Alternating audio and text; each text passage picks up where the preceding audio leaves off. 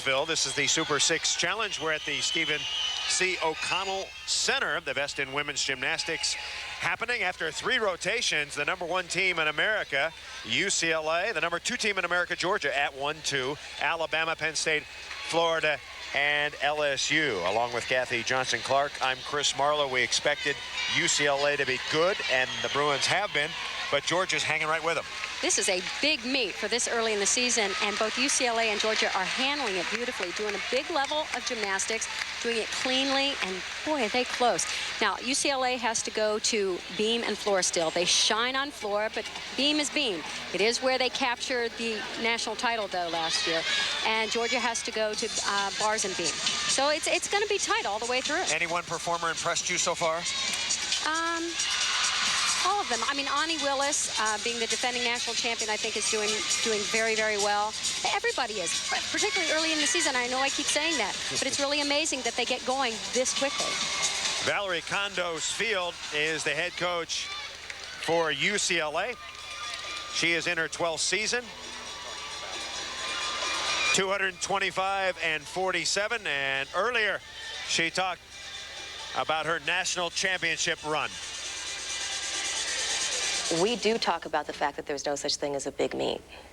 And anytime our student athletes put on a leotard and their grips and throw some chalk on, they're expected to train or compete with as much integrity as they can, whether it be in the gym or at a meet where there's 500 people in the stands, or at a national championship, or the Super 6 like this. Interestingly, she is a disciple of the great John Wooden, the basketball coach, teaches many of the principles that he did. So Alabama on vault, Penn State on bars, UCLA on beam, and on floor will be LSU. Florida and Georgia have byes. Christy Tedman will lead it off for the Bruins. She's on beam. Tedman, a freshman from Carmichael, California. Great opportunity here to gain some experience. All the coaches here are really trying to give their freshmen, their newcomers, some experience so that they can build on that through the season and go to them when they need them. Her father, Scott, was a Bruin all the way. Valerie Condo's telling me that she was born to be a Bruin. Had a picture of her on the Bruin Bear, I think, when she was 4 years old. Little wobble there.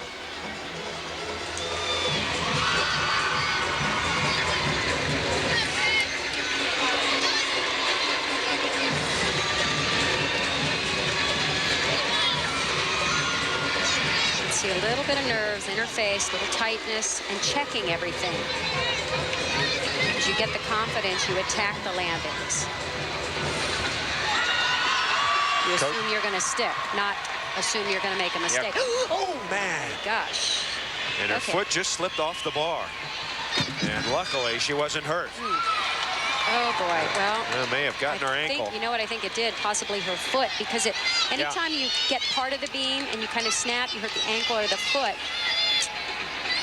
I think it's like, I'd be willing to bet it's her foot. Let's see. She just misses it, but she snaps it. Yep. Oh, boy.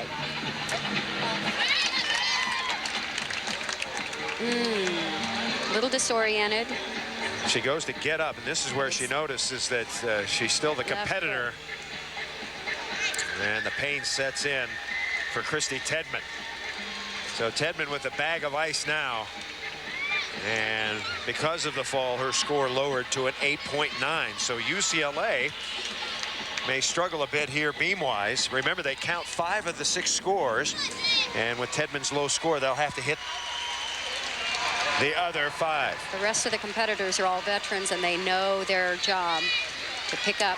Alabama on vault, and here is the great Andrea Pickens from Houston, Texas. How does this event affect you when you've had the Achilles problem, the vault?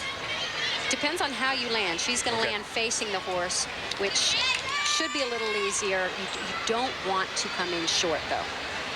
It's actually the other way around. If she was facing out, I would say it would be less stressful on that Achilles, but she vaults so well. And if her technique will take her up high enough and rotate far enough, she'll come straight in for the landing, and it shouldn't torque that Achilles very much. Here she goes. She might not go for a step. Then again, she might just nail it. You would never know. David Patterson giving her a high five. Sarah says they are holding her back. They are trying to get her to put on her brakes. She really wants to get on floor again. They're just easing her back into tumbling. That's going to be the hardest thing on the Achilles. Well, she's really the key for the Tide's national championship hopes. They have to have her at 100%. Absolutely. She is huge. And this is a very, very nice ball. 9.925 for Andrea Pickens. Crimson Tide winning the first two Super 6 challenges. Penn State loosening up for bar routines. And Katie Rowland, the junior from Georgetown, Ontario, Canada, set, ready to go.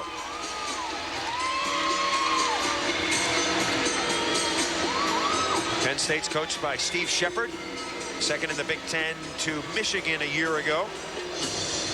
And their goal this year is a reasonable goal, is to get to the Super 6. Just get there. They don't have any illusions about winning the NCAA championship. They'd just like to get there if they could. You have to do these things incrementally. You say it. Or incrementally. Thank you very much. You have to take little steps to get there. And they're really going about it very methodically, getting in the best shape they can, upgrading their difficulty, getting consistent. The goal here is to compete with consistency, hit the routines, and stay on the beam. Now let's see Rowland. Here she goes.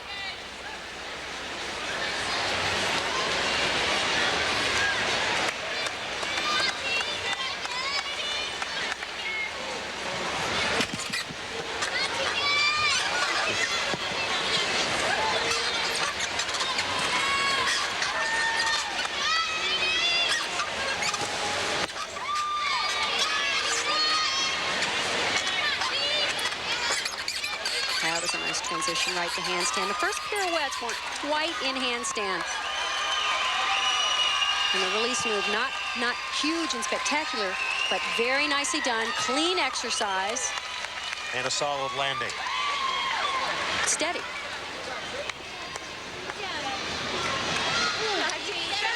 Rotation 4.